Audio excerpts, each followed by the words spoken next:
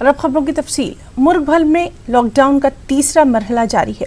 लोग अपने घरों में क़याम पजीर हैं, बाहर सिर्फ ज़रूरी कामों से ही निकल रहे हैं। इसके बावजूद कोरोना की रफ्तार काफ़ी तेज़ दिखाई दे रही है। मुल्क भर में कोरोना के पॉजिटिव केसों की तादाद 59,000 से ज़्यादा हो गई है। 1981 अफराद अब तक जाँ बहक हो चुके हैं, जबकि 17,846 लोग सेहतियाब होकर अपने घरों को लौट रहे हैं। जहां जहां सोशल डिस्टेंसिंग का ख्याल नहीं रखा जा रहा, वहां कोरोना के केसेस ज्यादा देखे जा रहे हैं। करीब 2 महीने से जारी लॉकडाउन की वजह से लोगों के पास खाने पीने की अशिया नहीं है। रोजगार छिन सा गया है। जो लोग अपने घरों से दूर रोजी रोटी की तलाश में बाहर थे, अब वो किसी तरह अपने घरों को वापस लौट रहे हैं। 1000, 1500, 2000 का फासला साइकिल या पैदल तय करने की कोशिश हो रही है। लोगों से अपील की जा रही है कि वो कोरोना से जारी जंग में कानून पर अमल करें, खुद को और मुल्क को कोरोना से निजात दिलाएं।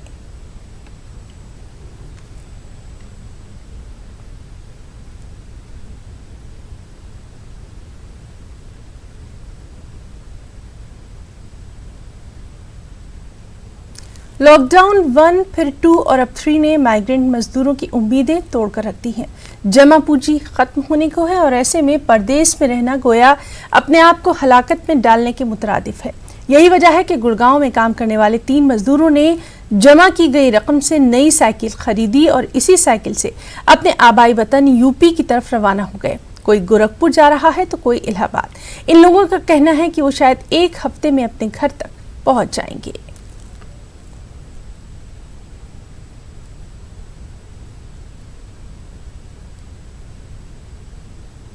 हम लोग पहुँचे 3 बजे के करीब में लगभग। अच्छा। टाइम तो नहीं देख रहे, ऐसे बस चल रहे हैं, 1-1 किलोमीटर चल रहे हैं कि किसी तरह हम अपने घर पहुँच जाए। कहाँ जाएंगे? हम जाएंगे गोरखपुर। क्या जरूरत आन पड़ी कि आपको ये आप साइकिल उठाए, आप लोग साइकिल से चल दिए? तो आप तो देख ही रहे हैं, भारत में इतना बड़ी महामारी आई है, पूरे विश्व में आई है। तो इतना बड़ी वो बीमारी है कि आदमी सरकार भी कुछ नहीं कर पा रही है। सरकार भी थोड़ी सी जनता की मदद भी नहीं कर पाई है। इतना जल्दी वो भी हार मान गई, न जनता को खाने पीने को दे रही है।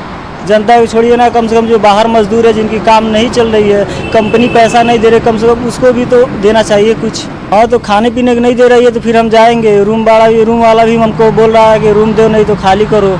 तो हम लोग निकल लिए। थोड़ा बहुत पैसा बचा था, अब उसको हम बैठ के खा जाए। अब फिर अगर ज़्यादा और बीमारी बढ़ गई, सरकार और पीछे हट गया, तो फिर हम तो कहीं के नहीं रहेंगे, कोई पूछने वाला नहीं आएगा।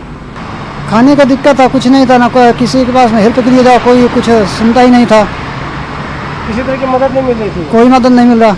अभी जब तक खाने की व्यवस्था था, जब तक खाएं, अभी थोड़ा पैसा बचा था, तभी एक ही रास्ता निकला था कि साथ एक छोटा साधन लेते हैं खुद का और चलते हैं।